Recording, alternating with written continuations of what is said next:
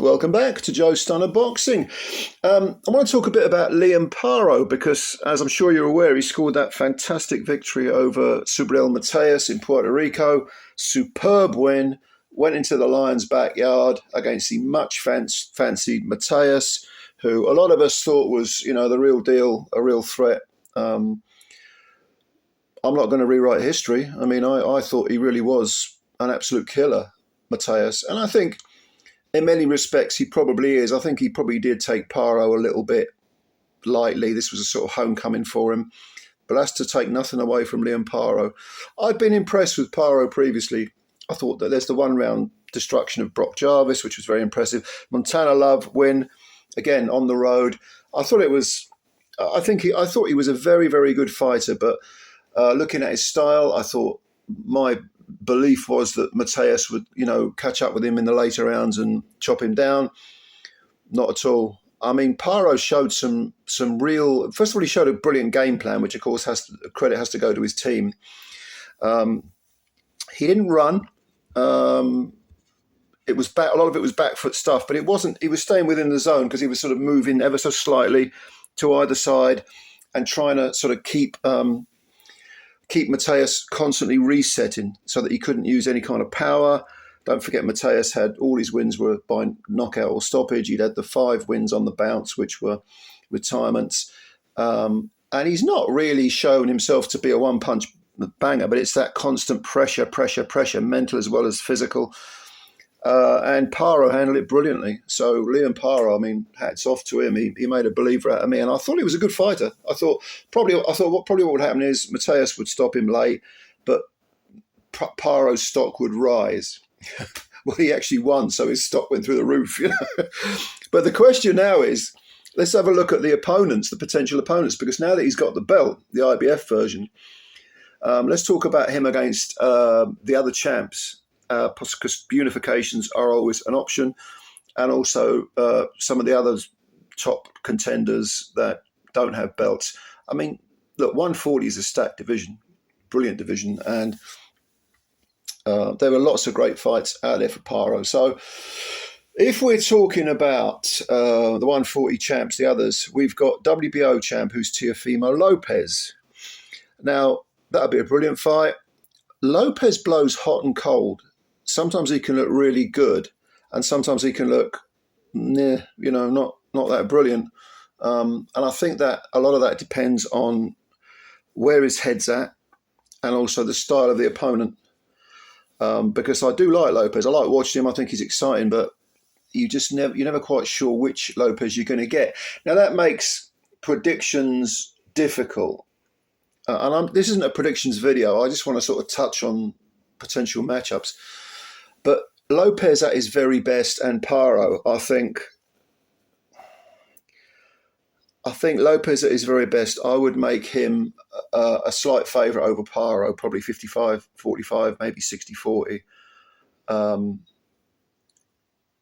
I would probably pick a Lopez to win on points. But after Saturday, I mean, don't get me wrong. I mean, I'm not saying that with any great confidence. But it would be a good fight. I think the styles would mesh quite nicely, and it would be a very good fight.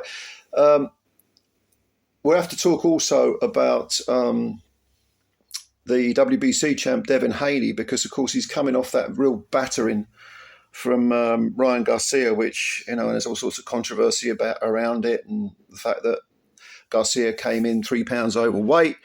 Devin Haney said, "Yeah, I'll fight him anyway," and then. Garcia pops hot for naughty substances. We've got to see how much that battering took out of Haney. I mean, Haney retained his belt, which, by the way, for a champion to face a challenger who doesn't make the weight, and the champion does make the weight, and for the champ to then keep the belt. That I thought up to that fight that had happened many times before. In actual fact, it hasn't. You'd be hard pushed to find an example where that's happened. And for some reason, because that was always the sort of set rule, that if you made the weight but lost to an opponent, even if it was a non-title fight, which actually it was, because Garcia failed the test, that you would lose the belt. In actual fact, when I thought about it, and I asked several people who are in the know a lot about boxing, they said, I can't think of another example. It was really strange. It was like, well, what they call it, the Mandela effect or something like that. Well, I don't know. Maybe I've got that wrong. But anyway, I'm digressing. Haney, in order to judge him against Paro, we've got to know what he's got left. And if I was Haney, I don't know, has he got a mandatory coming up? I don't think he has. I don't know where he is, to be honest with you, with the WBC. WBC, of course, are notorious for making up, or shall we say manipulating their own rules to suit circumstances. Against Paro, if it's the Devin Haney that fought Regis Prograis, then I think he has a very good chance of beating Paro on points, like a 116, 112 sort of result, maybe 117, 111, something like that. Because I think Paro's style, even though he is very skillful, Paro, I think Devin Haney is so slick and so crafty that he might be able to just be one step ahead of Paro in most of the rounds. But again, it would probably be competitive, but I would expect Haney to win most rounds. Now, of course, Haney is damaged goods now, and that really has taken away a lot of his durability, maybe confidence. When he's hit, he might get flashbacks to the Garcia fight. That bad concussive defeat is going to play on him, I think. If that's the case, I would definitely pick Paro to win. So, again, the jury's out with Haney. It's difficult to know what to say. But anyway, let's move on to the WBA champ, who is Isaac Cruz. Now, Cruz, a terrific pressure fighter, good fun to watch, good value, short and squat, makes himself even smaller, throws mean punches. Almost had Rolly Romero out in the first round, but Rolly hung tough. Rolly gets a lot of crap talked about him, and he is limited technically, but he has shown some guts. He comes to fight. I think Rolly's actually a little bit underrated. I don't think he's particularly good technically, but he showed a ton of guts against Isaac Cruz, who is a nasty little sod. I mean, they call him Pitbull. How would Liam Paro get on against Cruz? I think that he would have to contain that aggression. He'd have to be very, very cautious of the smaller man. Cruz fights small, even though he is short anyway, and he's very keen on throwing punches over the top.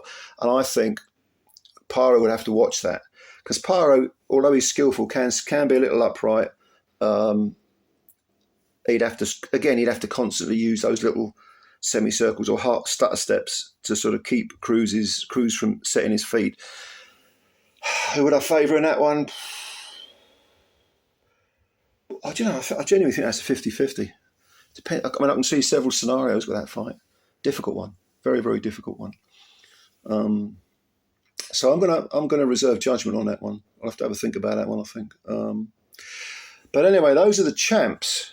That'll be a good fight, by the way. Cruz against Paro. I mean, these would all be good fights, definitely all good fights, but I'm going to reserve judgment on Cruz versus Paro. Other people we've got in the mix, of course, would be, Jose Ramirez is still knocking around. He's had 3 wins since losing to Josh Taylor, losing his belts to Josh Taylor, former unified champ, so he's still got something left. He's 29-1, so that'd be a good matchup, actually, for Paro. Very good matchup. Richardson Hitchens is one of the rising stars, undefeated in 18, promoted by Matchroom. Good fighter at the moment. I'd pick Paro to beat him, to be honest with you. I don't think he's quite ready for... I don't see what the hurry is with Hitchens. I'd wait for a little while. Regis Prograis, very, very good fighter. Probably past his best now, 29-2. Lost every round to Devin Haney. Got floored, actually. Not many people get floored against Haney, but Regis did. But Regis is a tough guy. Regis, good fighter. I like Regis Prograis a lot. At this point in their respective careers, I would probably pick Paro to beat him. Jack Catterall recently He won the first fight against Josh Taylor, but he actually got the decision in the second fight. But he still never held a belt. He should have been at one point undisputed champion. But that terrible injustice in that first Taylor fight. That would be a good fight, very technical fight against Paro. I don't think it would be very exciting. Could be wrong. I think technically they might cancel each other out. That'd be a good matchup for Paro. Yeah. Yeah, I like that fight a lot. One that probably Paro wants to avoid is Sandor Martin, who he's always a banana skin, Sandor Martin. I mean, his record's very good. He's 42-3, but he's very technical and very, very awkward, and he knows how to completely diffuse. He's like one of those bomb disposal people who he just knows how to diffuse danger. Very underrated fighter, very awkward, not entertaining particularly, but, Arnold Barbosa Jr., currently 30-0. Now, this guy, he got an absolute gift over Sean McComb in his previous fight. McComb won that fight by a country mile, but Barbosa, this was in Brooklyn, by the way, when they fought, he got the decision. It was a bloody disgrace, I think. McComb clearly won that fight. I would definitely pick Paro to beat him. Who else have we got? Being from the UK, I'm going to mention people like Dalton Smith, maybe, who's undefeated in 16. Don't know whether he's ready for world title fights. It's difficult. I mean, there are lots of others, going further down who are ranked in the top 30, but they're not. A lot of them are youngsters, and they're probably not ready for someone like Paro. I